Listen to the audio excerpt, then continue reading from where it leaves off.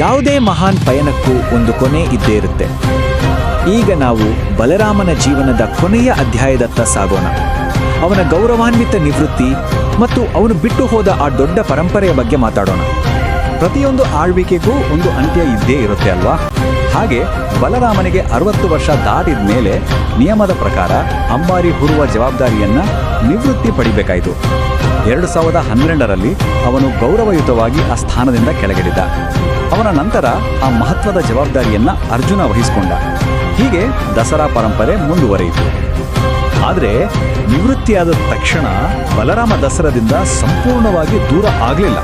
ಅವನು ನಿಶಾನೆ ಆನೆಯಾಗಿ ಮೆರವಣಿಗೆಯಲ್ಲಿ ಭಾಗವಹಿಸುವುದನ್ನು ಮುಂದುವರಿಸಿದ. ಅಂದ್ರೆ ಮೆರವಣಿಗೆಯ ಮುಂದೆ ನಿಂತು ಧ್ವಜವನ್ನು ಹೊತ್ತು ಸಾಗುವ ಪಾತ್ರ. ಇದು ತೋರಿಸುತ್ತೆ ಅವನ ಪ್ರಾಮುಖ್ಯತೆ ಕೊನೆವರೆಗೂ ಕಮ್ಮಿಯಾಗಿರಲಿಲ್ಲ ಅಂತ. ಬಲರಾಮನ ಪ್ರಭಾವ ಎಷ್ಟಿತ್ತು ಅಂದ್ರೆ ಅವನದು ಕೇವಲ ಮೆರವಣಿಗೆಯ ಕಥೆಯಾಗಿ ಉಳಿಲಿಲ್ಲ. ಅವನ ಜೀವನವನ್ನೇ ಆಧರಿಸಿ ಆನೆ ಬಂತೊಂದಾನೆ ಬಲರಾಮನ ಗಜಪಯಣ ಅಂತ ಒಂದು ಪುಸ್ತಕವನ್ನೇ ಬರೆಯಲಾಯಿತು. ಅಕ್ಷರ ರೂಪದಲ್ಲಿ ಅವನ ಕತೆ ಅಜರಾಮರವಾಯಿತು.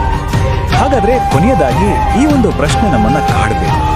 ಒಂದೇ ಒಂದು ಆನೆಯ ಕಥೆ ಒಂದು ಇಡೀ ಸಂಸ್ಕೃತಿಯ ಪರಂಪರೆಯ ಕನ್ನಡಿಯಾಗೋಕ್ಕೆ ಹೇಗೆ ಸಾಧ್ಯ?